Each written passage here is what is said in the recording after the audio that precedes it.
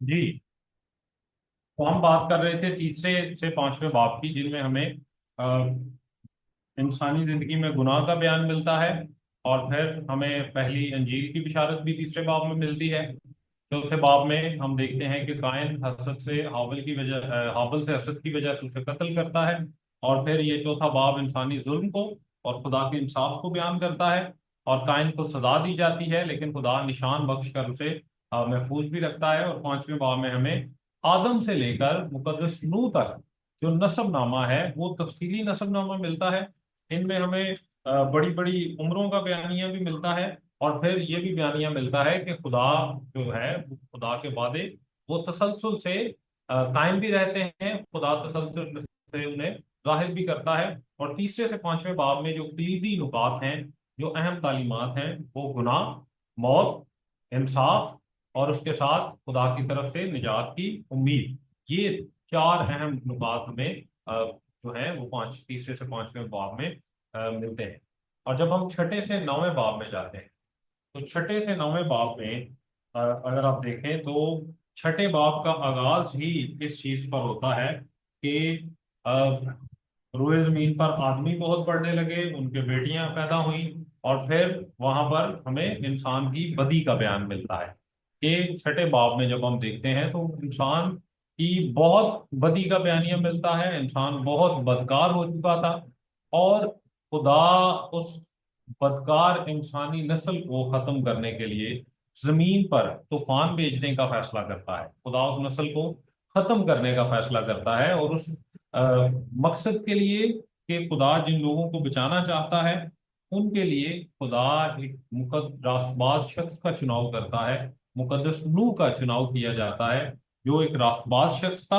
और वो खुदा उसे चुनता है कि वो कश्ती बनाने के लिए उसका चुनाव किया जाता है, उसे कश्ती बनाने के लिए मखसूस किया जाता है, ताकि जब तूफान आए तो वो और मखसूस लोग जो उसके साथ उसके घराने के हैं वो बच सके। इसका बयानिया हमें छठे बाब में मिलता है। जब आप सातवें बाब में दाखिल होते हैं, तो सातवें बाब में उस बड़े तूफान का बयान है, जिसे तूफान नूह का नाम दिया जाता है। और बाइबल बयान करती है कि तूफान जमीन को मुकम्मल तरह ढांप लेता है। सिर्फ नूह और उसके साथ जो लोग उस कश्ती में मौजूद हैं वो बचते हैं। और फिर तूफान के बाद जो है खुदा नूह जो है वो खुदा की इबादत करता है। इसका बयानिया हमें सातवें से आठवें बाब में मिलता है। सातवें से आठवें बाब में देखें तो तूफान का आना है, तूफान का आगाज कैसे हुआ, तबाहकारियां कैसे हुई, नूह और उसके साथ लोग थे वो बचे। और फिर तूफान जब थमा तो उसके बाद जब तूफान थमता है तो मुकद्दस नूह खुदा की इबादत करता है, शुक्रगुजारी करता है। और फिर नौवें बाब में देखते हैं तो खुदा नूह के साथ एक अहद बांधता है। खुदा मुकद्दस नूह के साथ अपना अहद बांधता है, और उस अहद की अलामत कोसे कज़ा रखता है खुदा, जिसे रेनबो कहा जाता है। ये खुदा के अहद की अलामत है। और इंसान को जमीन पर फिर से इख्तियार दिया जाता है। नौवें बाब में हमें इस चीज का बयानिया मिलता है। तो छठे से नौवें बाब में हमें मुकद्दस नूह का तफसीली बयानिया मिलता है कि इंसान जब बदकार थे, इंसान में जो बदी थी वो बढ़ चुकी थी। और खुदा उस बदी को, उस बदकार इंसानी नस्ल को खत्म करने का अहद करता है, इरादा करता है। और फिर वो एक मुकद्दस रास्तबाज इंसान को चुनता है। मुकद्दस नूह का चुनाव किया जाता है, जिसके जरिए खुदा कश्ती बनवाता है। और उस कश्ती में देखें तो वो मखसूस लोग बचते हैं। इसका बयानिया हमें छठे बाब में और सातवें आठवें बाब में हमें तूफान का तफसीली बयानिया मिलता है कि तूफान आया कैसे, नुकसान कैसे हुआ, और कितने दिन तूफान रहा, और कैसे उसने पूरी जमीन को कवर किया। और उसके साथ मखसूस लोग बचे।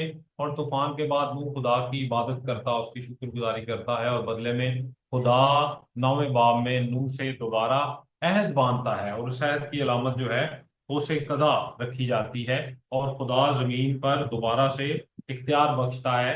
इसी बिना पर नूह को आदम सानी भी कहा जाता है, क्योंकि एक बिब्लिकल पॉइंट ऑफ व्यू से देखें तो आदम सानी मसीह यीशु को कहा जाता है कि एक पहला आदम और एक दूसरा आदम। लेकिन इंसानी नस्ल दोबारा शुरू होने के लिहाज से नूह को आदम सानी भी कहा जाता है कि नूह के वसीला से दोबारा से इंसानी नस्ल का आगाज हुआ था।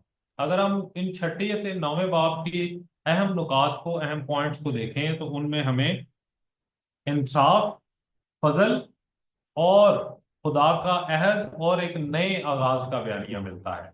तो ये मरकजी तालीमात हैं छठे से नौवें बाब में, कि खुदा इंसाफ करता है, खुदा अपना फजल भी जाहिर करता है, खुदा अपने बंदा से नया अहद बांधता है, और नस्ल इंसानी को एक नए आगाज दिया जाता है।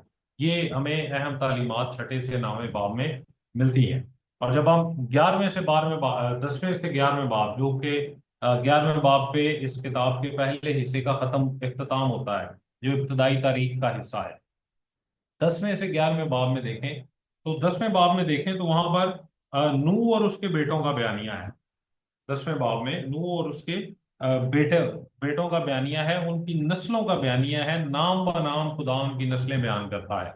नूह के बेटों की नस्लों की फहरिस्त लिस्ट देता है, और वही जो नस्लें हैं वो कौमों की बुनियाद बनती हैं, क्योंकि जितने रोए जमीन पर इंसान थे वो सब खत्म हो चुके थे, और दोबारा से नस्ल इंसानी जो है वो मुकद्दस नूह के बेटों से चली। तो 10वें बाब में जो खुदा नूह के बेटों की नस्लों की फहरिस्त देता है, और वही नस्लें, वही फहरिस्त हम देखते हैं कि सारी कौमों की बुनियाद बनती है। और फिर 11वें बाब को अगर आप देखें, तो इंसान बाबुल का बुर्ज बनाने की कोशिश करते हैं। बाइबल बयान करती है कि उस वक्त पूरी जमीन में एक ही जुबान बोली जाती थी। लोग एक दूसरे की जुबान समझते थे, बोलते थे, जानते थे, और वो बयान इस चीज का इरादा करते हैं कि वो एक बुर्ज बनाएं जो आसमान तक ऊंचा हो। और फिर खुदा, वहां लिखा है कि खुदावंद इस शहर और बुर्ज को जिसे बनी आदम बनाने लगे देखने को उतरा, और खुदावंद ने कहा, देखो ये सब लोग एक हैं और इन सबों की एक ही जुबान है। वो जो ये करने लगे हैं, तो अब कुछ भी जिसका वो इरादा करें उनसे बाकी ना छूटेगा। तो यहाँ पर अगर देखें, तो यहाँ पर आपको हम का लफ्ज फिर से नजर आता है, जो पैदाइश के शुरू में नजर आता है। तो आओ हम वहां जाकर उनकी जुबान में इख्तलाफ डालें, ताकि वो एक दूसरे की बात समझ ना सकें। यह फिर से तसलीस को बयान करती है। तो खुदा उन लोगों को जो बाबुल का बुर्ज बनाने की कोशिश करते हैं, उनकी जुबानों को उलझाता है। जब जुबानें उलझाने का मतलब उनकी जुबानें फर्क हो जाती हैं, वो एक दूसरे की बात समझने से कासिर होते हैं, एक दूसरे को अंडरस्टैंड नहीं कर सकते, एक दूसरे की बात को नहीं समझ सकते, तो वो जो इंसान है वो फिर पूरे रुए जमीन पर परागंदा होते हैं, फैलते हैं, और पूरी जमीन पर जो है वो मुंतशिर हो जाते हैं, बिखर जाते हैं। तो अगर आप इस चीज 10वें 11वें बाब की कलीदी नुकात को देखें, तो उनमें इंसानी गुरूर का बयानिया है, और फिर हमें इलाकी मुदाखलत नजर आती है। खुदा इंटरवीन करता है वहां पर, खुदा मुदाखलत करता है उनके दरमियान। खुदा जुबानों का आगाज करता है। जब जुबानें फर्क करता है, तो इट मीन्स कि वहां पर खुदा ने जुबानों का आगाज किया, और कौमों का आगाज भी वहीं से हुआ। जुबानें मुख्तलिफ हुई, वो लोग मुख्तलिफ इलाकों में जमीन पर फैले, और वहीं से कौमों का आगाज हुआ। मुख्तलिफ कौमें डेवलप होती हुई हमें नजर आती हैं। तो पैदाइश के पहले 11 अबवाब जो इब्तदाई तारीख का बयानिया करते हैं, जिसमें इंसान की तख्लीक, कायनात की तख्लीक, इंसान की गिरावट का बयानिया, फिर आदम की नस्ल का बयानिया, नूह तक नसबनामा मिलता है हमें आदम से, और फिर नूह की नस्ल, नूह के बेटों, कौमों का बुनियाद, तूफान का बयानिया, खुदा नया अहद बांधता है, नया आगाज बख्शता है इंसान को। और फिर हम देखते हैं कि नूह के बेटों की नस्लों की फहरिस्त मिलती है, जिनसे कौमें आगाज हुई। और फिर इंसान बाबुल का बुर्ज बनाने की कोशिश करता है, और खुदा उस चीज को नापसंद करता है, उनकी जुबानों को उलझाता है, और फिर वो लोग पूरी रोए जमीन पर फैलते हैं। ये पहले 11 अबवाब जो इब्तदाई तारीख को जाहिर करते हैं। अब जब हम 12वें से 50वें बाब में जाएंगे, तो 12वें से 50वें बाब तक हमें मुकद्दसीन का दौर मिलता है, बुजुर्गों का दौर मिलता है, मुकद्दस बुजुर्गों का दौर मिलता है, उनकी तारीख मिलती है, आबा की तारीख मिलती है हमें, जो हमारे आबा अजदाद हैं, हमें उनकी तारीख मिलती है, मुकद्दसीन का दौर मिलता है। जब हम 12वें बाब में जाते हैं, तो 12वें से 25वें बाब में मुकद्दस अब्राहम की कहानी है, मुकम्मल मुकद्दस अब्राहम की कहानी 12वें से 25वें बाब में। अब्राहम की बुलाहट की बयान मिलता है, उसकी जिंदगी का बयानिया मिलता है, उसकी विरासत का बयानिया मिलता है। अगर आप 12वें बाब से देखें, तो 12वें बाब में हमें मुकद्दस अब्राहम की बुलाहट मिलती है, خدا ابراہیم کو بلاتا ہے، اسے زمین، نسل اور برکت کا وعدہ کرتا ہے اس کے ساتھ۔ اور 13ویں سے 14ویں باب کو جب دیکھیں تو وہاں پر ہمیں ابراہیم اور لوط کے الگ ہونے کا بیانیہ ملتا ہے۔ ابراہیم لوط کو بچاتا ہے، اور پھر ایک بہت بڑا واقعہ کہ ابراہیم ملک صدق سے ملتا ہے۔ اور ملک صدق کیا، اگر جب ہم اس پہ بات کریں گے تھوڑی، تو ملک صدق پر بھی بات ہوگی۔ تو 13ویں سے 14ویں باب میں ہمیں ابراہیم اور لوط کا بیانیہ ملتا ہے کہ وہ ایک دوسرے سے الگ ہوتے ہیں، اپنے راستے الگ کرتے ہیں، اور پھر ابراہیم لوط کو بچاتا ہے، اس کا بیانیہ بھی ملتا ہے، اور ابراہیم کی ملک صدق سے ملاقات کا بیانیہ بھی ہمیں 13ویں سے 14ویں باب میں ہی ملتا ہے۔ اور پھر جب ہم 15ویں باب میں جاتے ہیں تو خدا ابراہیم سے ایک رسمی عہد باندھتا ہے۔ خدا ابراہیم سے عہد باندھتا ہے، اس وقت ابراہیم جس کا نام اس وقت ابرام تھا، خدا اس سے عہد باندھتا ہے۔ اور پھر 16ویں باب میں جب دیکھیں تو بے اولادی کی وجہ سے سارا، جس کا نام ساری تھا، وہ اپنی لونڈی ہاجرہ کو ابراہیم کو دیتی ہے۔ اور جب اس سے پھر بائبل بیان کرتی ہے کہ ہاجرہ سے پھر اسماعیل کی پیدائش ہوتی ہے، اسماعیل پیدا ہوتا ہے۔ تو جو 16واں باب ہے وہ اس چیز کا بیانیہ کرتا ہے کہ سارا اپنی لونڈی ہاجرہ کو ابراہیم کو سونپتی ہے، جس سے اسماعیل پیدا ہوتا ہے۔ یہ 16ویں باب میں ہمیں تعلیم ملتی ہے۔ اور وہاں پر جو ہے ایک بڑا واقعہ بھی ہمیں اس چیز کا بھی ملتا ہے کہ ہاجرہ اپنی بی بی ساری کے پاس سے بھاگ آتی ہے، اور خداوند کا فرشتہ اس پر ظاہر ہوتا ہے اور اسے کہتا ہے کہ تو اپنی بیوی کے پاس لوٹ جا اور اپنے آپ کو اس کے قبضہ میں کر دے۔ اور پھر خداوند کے فرشتہ نے اس سے کیا کہا کہ میں تیری اولاد کو بہت بڑھاؤں گا، یہاں تک کہ کثرت کے سبب سے اس کا شمار نہ ہوگا۔ یہ خداوند کا فرشتہ وہاں پر وعدہ کرتا ہے۔ اور یہ بیانیہ یاد رکھیے گا کہ پرانے عہد نامے میں جہاں بھی خداوند کے فرشتے کا بیانیہ ہے، جہاں بھی خداوند کے فرشتے کا ذکر ہے، یہ چیز انڈرسٹوڈ ہے، اس کو اپنے ذہنوں میں بٹھا لیجئے کہ وہ مسیح یسوع کی بات ہو رہی ہے۔ پرانے عہد نامہ میں جہاں بھی خداوند کے فرشتے کا بیانیہ ہے، وہ مسیح یسوع کی بات ہو رہی ہے۔ چاہے وہ آپ یہاں پر حاجرہ پہ دیکھ لیں، چاہے وہ آپ جدعون کی ذات پر دیکھ لیں کہ وہاں پر اس پر بھی خداوند کا فرشتہ ظاہر ہوا، چاہے شمسن کے ماں اور باپ پر دیکھ لیں کہ خداوند کا فرشتہ ظاہر ہوا، چاہے آپ عید فصح کے موقع پر دیکھ لیں کہ خداوند کا فرشتہ ظاہر ہوا، اس نے پہلوٹوں کو مارا۔ وہ جہاں جہاں بھی کتاب مقدس میں آپ کو خداوند کے فرشتے کا بیانیہ ملے گا، اٹ مینس کہ وہ مسیح یسوع کی ذات کی بات ہو رہی ہے۔ تو یہاں پر بھی جو ہاجرہ کو ملا وہ خداوند کا فرشتے کی صورت میں، وہ کوئی اور نہیں بلکہ وہ مسیح یسوع کی ذات۔ تو وہاں پر اسماعیل کے کردار کی بھی بیانی ہوتی ہے کہ وہ آزاد مرد ہوگا، اس کا ہاتھ سب کے خلاف اور سب کا ہاتھ اس کے خلاف ہوگا۔ یہ ساری باتیں ہمیں جو ہے 16ویں باب میں ملتی ہے۔ اور جب ہم 17ویں باب میں دیکھتے ہیں تو ختنے کو خدا عہد کی علامت کے طور پر مقرر کرتا ہے، اور جب اسی موقع پر خدا ابراہم ابرام اور ساری کے نام بھی تبدیل کرتا ہے۔ وہ ابرام سے ابراہم اور ساری سے سارا، خدا 17ویں باب میں ہی ان کے نام بھی تبدیل کرتا ہے۔ تو 12ویں باب میں خدا ابراہم کو بلاتا ہے، اسے زمین کا وعدہ کرتا ہے، نسل بڑھانے کا وعدہ کرتا ہے، اور برکت کا وعدہ کرتا ہے۔ 13ویں سے 14ویں باب میں ابراہم اور لوط الگ ہوتے ہیں، ابراہم لوط کو بچاتا ہے، اور ابراہم کی ملک صدق سے ملاقات کا بیانیہ ہے۔ اور پھر 15ویں باب میں خدا ابراہم سے ایک رسمی عہد باندھتا ہے۔ 16ویں باب میں سارا اپنی لونڈی ہاجرہ ابراہم کو دیتی ہے، جس سے اسماعیل پیدا ہوتا ہے۔ اور 17ویں باب میں خدا ختنے کو عہد کے نشان کے طور پر، عہد کی علامت کے طور پر بیان کرتا ہے، اور وہیں پر ابراہم اور سارا کے نام بھی تبدیل ہوتے ہیں۔